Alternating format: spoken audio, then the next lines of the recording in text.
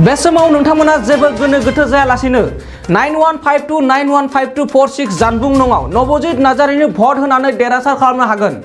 आरो बे समाव नोंथांमोना DID little master season 5 Nabajit नार्जारिनो मिस कल हरनानै भट हरनायाव जानबुं नंनि थाखाय गोनो गोथो जादों नामा बे समाव बडलेण्ड बुब्लिनिफ्राय खावलायहरोदि DID little master season 5 Nabajit नार्जारिनि जानबुं नङा जेबो सोलाय सोल' जायाखै मैयासो एसामिस खौरां बिजों प्रतिदिन टाइम सेटेलाइट खौरां बिजोङाव गोरोन्थि जानबुं नङाव मिस कल हरनानै भट हरनो फोसावनायखौ नुनो मोननाय जादों प्रतिदिन टाइम मुंनि खौरां बिजोङाव नवजित नार्जारिनि थाखाय मा गोरोन्थि जानबुं फोसावदों बेखौ आं फोरमाया मानोना जाहाथे बर'नि आगोमा फिसा नवजित नार्जारिनो भट हरनायाव गोनो गोथो दाजाथों होननानै नोंथांमोना जुदि बर'नि फिसा नवजित नार्जारिखौ देरहा होनोब्ला 9152915246 जानबुं नङाव मिस कल हरनानै एबा ZEE TVaps आव थांनानै भट हरनो हागोन। नमस्कार मोर नाम नवजित नार्जारी और आपनालोके मोक भोट দিব ढेर मरम দিব और भोट দিব और मोक सपोर्ट करिब जाते मैं और आगबाड़ी যাব पारू और फाइनलिस्ट बनिब पारू हेनेके चेष्टा करिम मैं और मोर भोटिंग नम्बर है 9152915246 इटू नम्बरत आपुनी मिस कल करिब नलबा आपुनी ZEE एपतो भोट करिब पारिब। थैंक यू नमस्कार मोर नाम नवजित नार्जारी और आपनालोके मोक भोट দিব ढेर मरम দিব और भोट দিব और मोक सपोर्ट करिब जाते मैं और आगबाड़ी যাব पारू और फाइनलिस्ट बनिब पारू हेनेके चेष्टा करिम मैं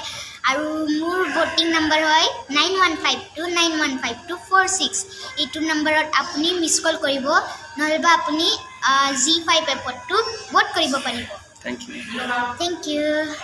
नोंथाङा सरकारि साख्रि नागिरदोंना नोंथांनि थाखाय मोनसे गोजोनथाव खौरां नोंथांनि थाखाय दं एडुकेट पॉइंट जेराव नोंथाङा सोलोंथाइ लानायनि गेजेरजों सरकारि साख्रिनि गुबुन गुबुन रोखोमनि गोब्राब आनजादफोरखौ उथ्रिसारनो हागोन आरो गावनि आथिङाव गसंथानो हागोन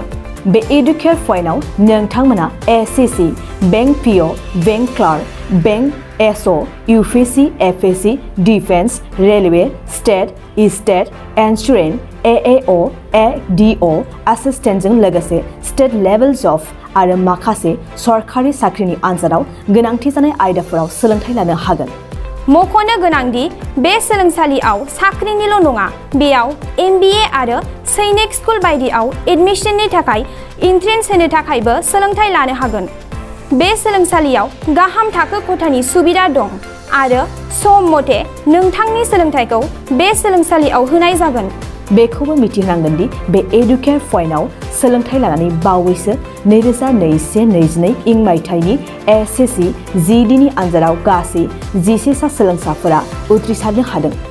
बारा नङा गासै 15,000 रांजोंनो नोंथाङा बे सोलोंसालियाव 6 दानसिम सोलोंथाइखौ लानो हागोन। बे सोलोंसालिया क'क्राझार बरपेटा रड गलपारा आरो बङाइगावआवबो दं। क'क्राझाराव सोलोंथाइ लानो गोसो गुदुं जानाय सुबुंफोरा 70020261333 9101536360 70020261333 9101536360